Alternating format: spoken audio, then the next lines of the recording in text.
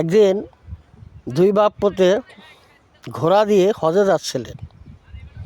তো এমন এক মরুভূমিতে গিয়ে বাবা মৃত্যুবরণ করলেন। মৃত্যুবরণ করার পরে তার মুখমণ্ডল শূকরের চেহারা হয়ে গেল। তখন ছেলে লজ্জিত হয়ে যে আমার আব্বা কখনো নামাজ পড়তে দেখিনি, সে মৃত্যুবরণ করছে, হয়তো এই জন্যেই তার চেহারাটা শূকরের চেহারা হয়ে গেছে। তখন সে একটা কম্বল দিয়ে ঢেকে, চাদর দিয়ে ঢেকে দিলেন, ঢেকে দিয়ে মুখটা ঢেকে দিয়ে বসে রইলেন। বসে থাকার পরে এক পর্যায়ে তার ঘুম আসলো। ঘুম আসার পরে সে স্বপ্নে দেখলেন যে রাসূল করিম সাল্লাল্লাহু আলাইহি সাল্লাম তার মাথায় হাত দিলেন। হাত দেওয়ার পরে তার বাবার যে চেহারা আছে, তার চেহারা নুরানি চেহারা হয়ে গেল। তখন তিনি জিজ্ঞাসা করলেন যে আপনি কে? স্বপ্নের মাঝে তিনি জিজ্ঞাসা করলেন যে আপনি কে?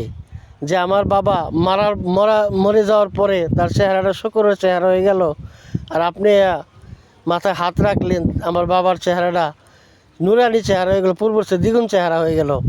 তখন বলল যে আমি হযরত মহানবী সাল্লাল্লাহু আলাইহি সাল্লাম, আল্লাহর রাসূল। তোমার বাবা সব সময় দরুদ পাঠ করত। তখন ওই দরুদ পাঠ আমি যখন শুনতাম তখন আমি খুব আনন্দ পেতাম। আজ 2 দিন হয়ে যায় তোমার আব্বার দরুদ আমার কানে পৌঁছে না। তখন আমি ফেরেশতাদেরকে জিজ্ঞাসা করলাম যে ওই লোকের কি হলো, তার দরুদ, সে তো আজ দরুদ পাঠ করতেছে না 2 দিন ধরে।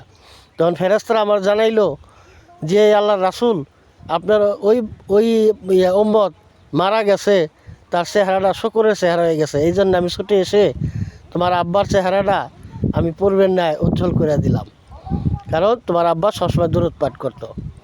তখন গাইবি থেকে ঘোষণা আসলো, কে আছে গুনাহগার বান্দা, আমার এই বান্দার জানাজা পড়াবে, যে জানাজা নামাজ পড়বে, তাকে আল্লাহ সমস্ত গুনাহবালি মোচন করে দিবে।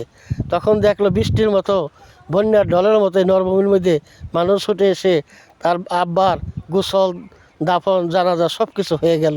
তখন তিনি আল্লাহর কাছে শুকরিয়া আদায় করলেন যে আমার আব্বা যদিও নামাজ না পড়ছে, তো এই আমলের আল্লাহ পাক রব্বুল আলামিন তার প্রতি সন্তুষ্ট হয়েছে এবং আল্লাহ রাসূল সন্তুষ্ট হয়েছে, এই জন্য আমার আব্বাকে আল্লাহ এই মহিমা দান করছে। ধন্যবাদ সবাইকে।